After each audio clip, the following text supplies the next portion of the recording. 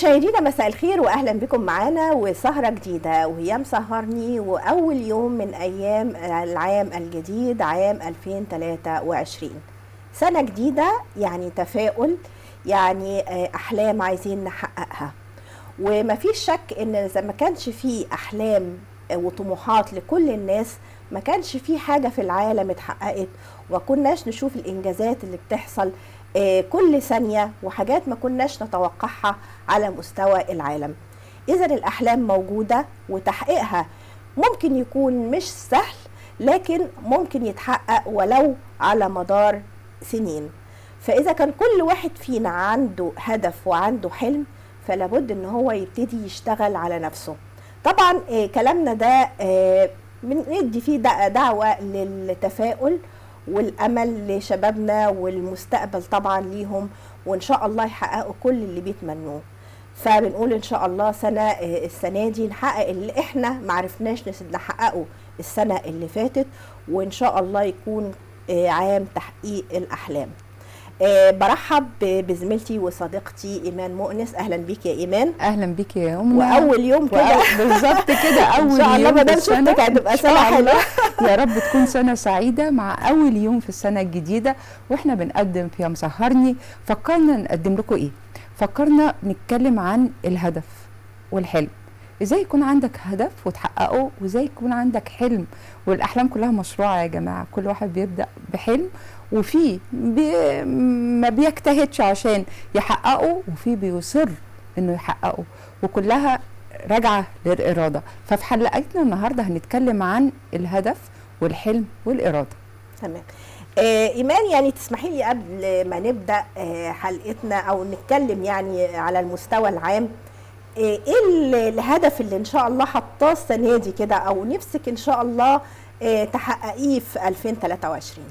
بصي، طبعا واحنا بنتكلم عن بدايه 2023 بتمنى ان شاء الله ان يعني طبعا على مستوى البرنامج بتمنى ان هو يكبر اكتر، وعندنا هدف كلنا مش لوحدي، كل فريق العمل، ان البرنامج يحقق نجاح اكبر ونبتدي يعني نضيف على البرنامج موضوعات هامه بتهم المشاهدين، بتهم المصريين.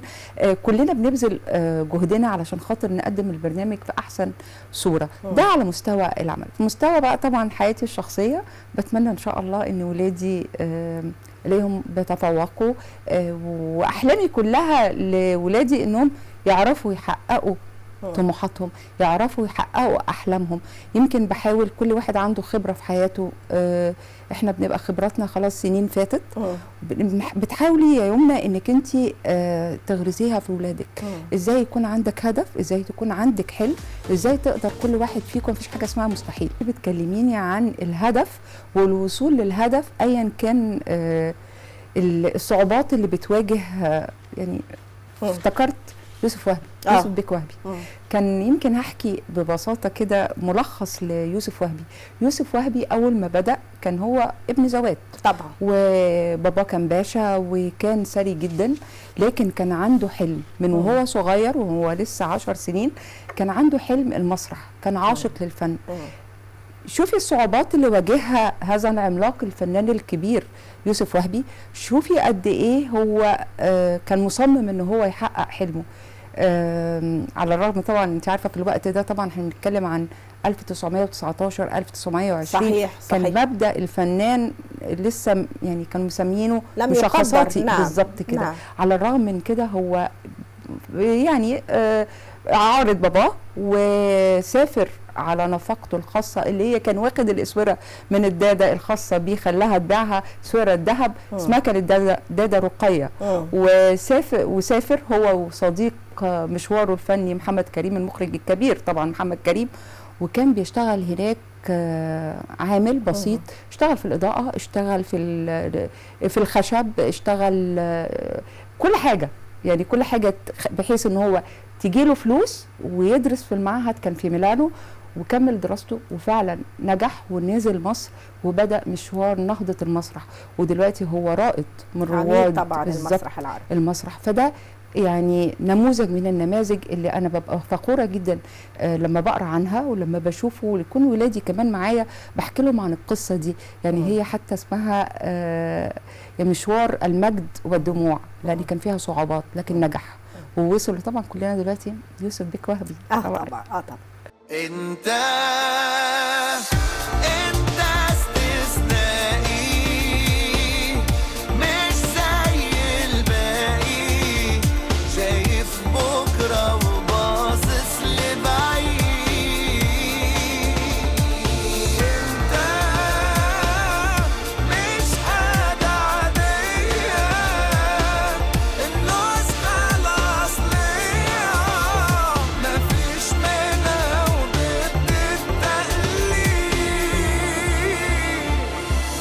انت اللي لمعت النجوم بتبان في عينيك، انت اللي كل ما فيك بيقويك بيعليك، انت اللي عمره ما لحظه خاف، انت اكتشاف ومين يقدر عليك، انت احلى حاجه فيك. قولها انت استثنائي، مش زي الباقي، شايف بكره وباصص لبعيد.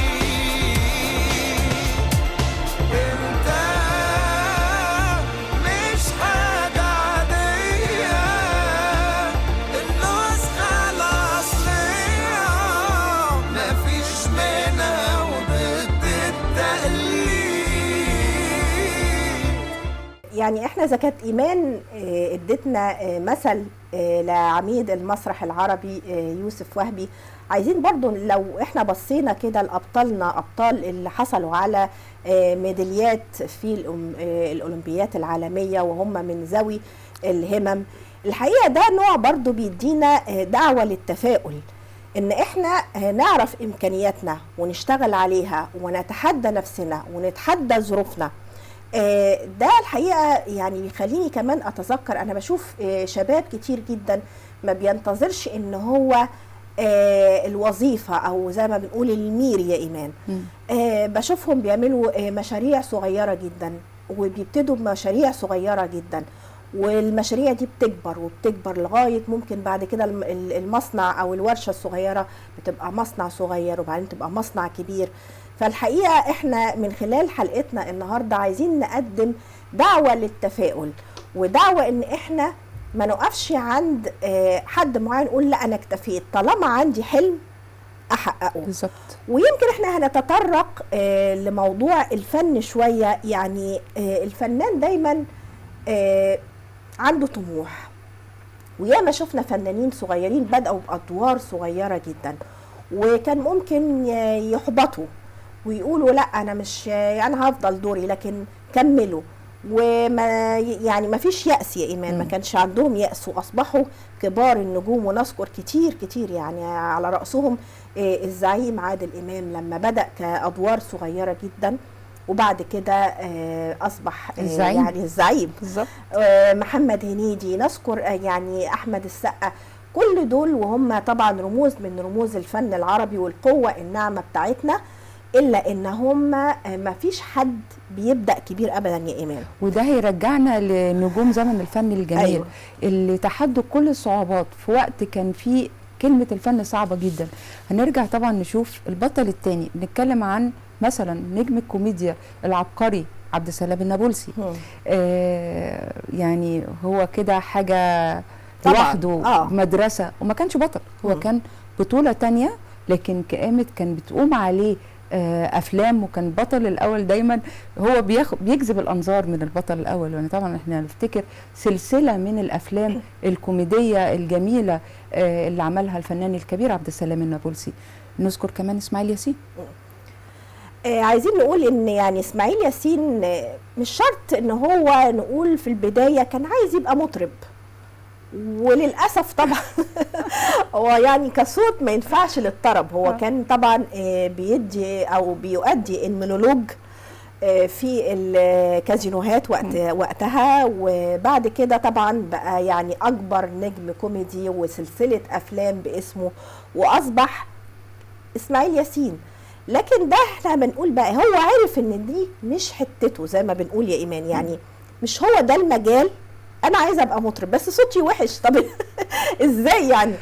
فبنقول طبعا ايه ان هو لقى حته المونولوج، والناس استحسنت الالقاء بتاعه في المونولوج، كان نجم. وبعد كده طبعا بعد كده دخل في مجال التمثيل مع علي الكسار وغيرها، وبدأ يثبت نفسه بامكانياته يعني الجسمانيه والبق الكبير شويه. قدر ان هو يستغل بقى، ما احنا بنقول استغل الامكانيات اللي عندي واعرف امكانياتي ايه واشتغل عليها، واكيد هحقق النجاح. ليها طريقة في البواخ الدنيا دي، لما تصعب حاجة بتقفلها، ولما تقلب وشها عليك في يوم وتتعوج لك مستحيل تعادلها. ليها طريقة في البواخ الدنيا دي، لما تصعب حاجة بتقفلها، ولما تقلب وشها عليك في يوم وتتعوج لك مستحيل تعادلها. وبتبقى حاسس فجأة انك لوحدك، وكل الناس دي عاملة مؤامرة كبيرة ضدك. وبتبقى حاسس فجأة انك لوحدك، وكل الناس دي عاملة مؤامرة كبيرة ضدك. بس الحقيقة ان في نفس الدقيقة قدامك 1000 فرصة في اكتر من طريقة. بس الحقيقة ان في نفس الدقيقة قدامك 1000 فرصة في اكتر من طريقة. خليك فولاذي وده مش تعبير مجازي، عايزاك الدنيا جامد وده مش وقت التعازي. خليك فولاذي وده مش تعبير مجازي، عايزاك الدنيا جامد وده مش وقت التعازي. ما هو اصل الدنيا واحدة وطبيعي اي واحدة لما تشوفك ضعيف تدي الوش المخيف، لكن لو تبقى فارس ترقص لك الغواسي. خليك فولاذي وده مش تعبير مجازي، عايزاك الدنيا جامد وده مش وقت التعازي. خليك فولاذي وده مش تعبير مجازي، عايزاك الدنيا جامد وده مش وقت التعازي. ما هو اصل الدنيا واحدة وطبيعي اي واحدة لما تشوفك ضعيف تدي الوش المخيف، لكن لو تبقى فارس ترقص لك الغواسي.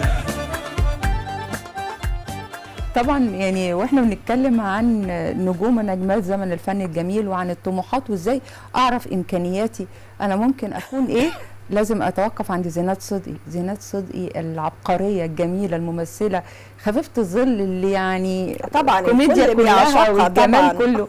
كانت بدايتها برضو كانت عايزه تغني، وكان بتحلم ان هي تكون يا راقصه يا مطربه، وطبعا حاولت وكان في محاولات. نعم. بس بعد كده اكتشفوها وقالوا لا، هي مكانها الصح تمثيل، رائعه في التمثيل، وخاصه طبعا الافلام الكوميديه، وكان ليها لمسه خاصه. وكانت ترتجل يا ايمان، كانت يعني بترتجل، هم كانوا ملوك الارتجال. نعم. في الوقت ده. وخفه ظل كده. وطبعا احنا افيهات اللي ما نقدرش ننساها يومنا. طبعا افيهات رائعه لزينات صدقي في اكتر من عمل طبعا. برضو يعني هنتكلم عن فنانة برضو كانت بدايتها وكلنا يعني استغربنا لما سمعنا الحكاية دي، وهي نعيمة الصغير يا إيمان. نعيمة الصغير كان يقال إن هي بتتميز بصوت جميل فعلا، وكانت في بدايتها مطربة، إلا إن في هناك حادث حصل ليها، إن صديقة لها وضعت لها حاجة في مشروب أدى لالتهاب أحبالها الصوتية، وإن صوتها مرجعش زي الأول، وإن أحبال صوتها يعني زي ما احنا بنسمعها في الأفلام. لكن سبحان الله، ما احنا بنقول بقى هنا ما توقفتش وقالت لا أنا كده موهبتي راحت، لا هي وجدت نفسها أيضا في الأدوار اللي قدمتها، سواء كان دمها الخفيف في الأدوار الكوميدية أو حتى في أدوار الشر. كانت نجمة بتضيف يعني للفيلم أو في المسلسل، بتضيف ليه قيمة جميلة جدا. فإذا دي حاجة إن حتى لو الإنسان تعرض لحادث أو تعرض لحاجة إصابة معينة، لا يستكمل موهبته، يشوف الموهبة بتاعته فين تاني غير الصوت، التمثيل، فلقت نفسها أيضا في التمثيل ونجحت في التمثيل. بمناسبة الصوت الجميل ويعني النجوم اللي كانوا بيحاولوا زمان ان هم يتألقوا، هقولك على محمود المليجي ملك أدوار الشر. طبعا كانت بداياته مطرب، وكان في فرقة وكان في فرقة موسيقار الأجيال محمد عبد الوهاب، ولما سمعوا قال له لا صوتك نشاز، ابعد خالص عن الغنى وما ينفعش تقرب من منطقة الغنى. وفعلا ابتعد، لكن هو عارف ان في موهبة، يمكن مش عارف يحدد الموهبة هي ايه، لكن هو عارف ان المجال ده هو حابب المجال ده، فأصر وبقى ملك أدوار الشر. ومش ملك أدوار الشر بس، محمود المليجي ده قصة من قصص الجميلة الرائعة المتميزة لزمن الفن الجميل. هو كان ملك أدوار الشر وملك أدوار الحنان والعطف لما ظهر كأب وظهر كعم وظهر كوالد، فهم كانوا كلهم بيقدموا لنا وجبة متكاملة. كنا مقتنعين جدا بكل نجم من نجوم زمن الفن الجميل، بكل براءتهم وجمالهم ورقتهم وشرهم. تقدر تعمل كل حاجة ولا يهمك، كل اللي بتحلم بيه تقدر عليه. هيوقفوك، هيحاولوا يقسوك ويحبطوك ويكسروك، خليك دايما جامد، جرب حاول عاند. هيقطعوك وتملي يفشلوك يبكتوك ويزهقوك، وما تزعلش ده عادي، كله كلام على الفاضي. لو غرقوك قوم، لو وقعوك قوم، صدقني في يوم بعزيمة وإرادة تقف تاني كالعادة.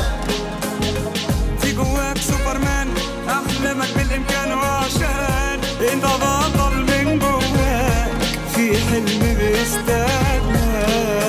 تقدر تطير من غير جناحات، وياك تقول ما خلاص الوقت فات. شوف الجايات وانسى الرايحات، حبة طموح وهتعمل معجزات. تقدر تطير من غير جناحات، وياك تقول ما خلاص الوقت فات. شوف الجايات وانسى الرايحات، حبة طموح وهتعمل معجزات. انت الأمان. إيمان، يعني إذا كان اتكلمنا عن نماذج مختلفة، عايزين بقى نتكلم عن الناس هنا. يعني إحنا شايفين إن دايما الحياة بتاخدنا وبننسى العلاقات الاجتماعية بما إننا يعني في سنة جديدة، وبننسى إن إحنا نتواصل مع أصدقائنا التواصل المباشر. يعني ما يسمحش التواصل عبر الفيسبوك أو الواتس أو كده، وننسى ان احنا نتجمع، وده شيء جميل جدا وبيدي طاقة ايجابية جدا. ليه ما نخصصش مثلا يوم في الشهر يبقى يوم تجمع، سواء عائلي او سواء اصدقاء المدرسة او اصدقاء الجامعة او مهم اصدقاء جداً. الشغل، لان ده بيدي نوع من هنقول الثقة ان لسه العادات بتاعتنا الجميلة موجودة. كان زمان يوم الجمعة ده يوم العيلة، يعني دلوقتي احنا صحيح. كان لازم لمة العيلة، يعني كان اساسي الجمعة كان يبقى فيه الجد والجدة ومن الطرفين، يعني لازم الاب يودي هنا ويودي هنا. صحيح. والاحفاد لازم يتقابلوا. ده احنا افتقدناه دلوقتي، افتقدنا حتى يا يومنا الجيران، يعني حقيقي والله حقيقي. يعني في المناسبات دلوقتي بقت التكنولوجيا واخده مساحه اكبر من حجمها في حياتنا. يعني خلاص واتساب بعيد عليكي وهي يبقى كده. كان زمان لا لازم التليفون، ولما يكون في قرابه اكتر لا لازم اروح. يعني حتى الولاد بقت يستسهلوا مع اصحابهم مع اهاليهم بالواتساب على طول. كل سنه وانت طيبه كده عملت اللي عليا.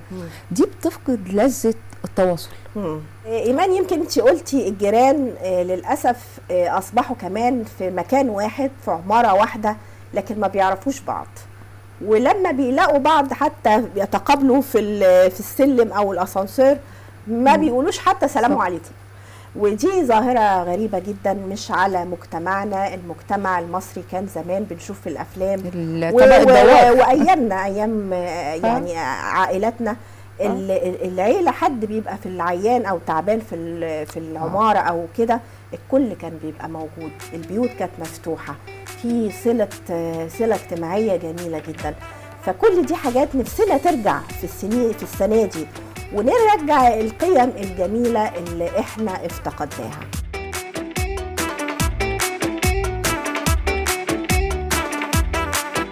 الدنيا طعمها سكري زي الملبن الطري، الدنيا طعمها سكري زي الملبن الطري، والعمر قلم رصاص بيخلص كل ما يتدري، حظك بوز زغزغه تلقى المشاكل اتلغوا، لو حظك بوز زغزغه تلقى المشاكل اتلغوا، ياما ناس بدأت من تحت الصفر تدلع وتنغنغوا، ولو الظروف هتسقف سقف سقف اوعى توقف، سقف سقف اوعى توقف، سقف سقف اوعى توقف، لو الظروف هتسقف سقف سقف اوعى توقف،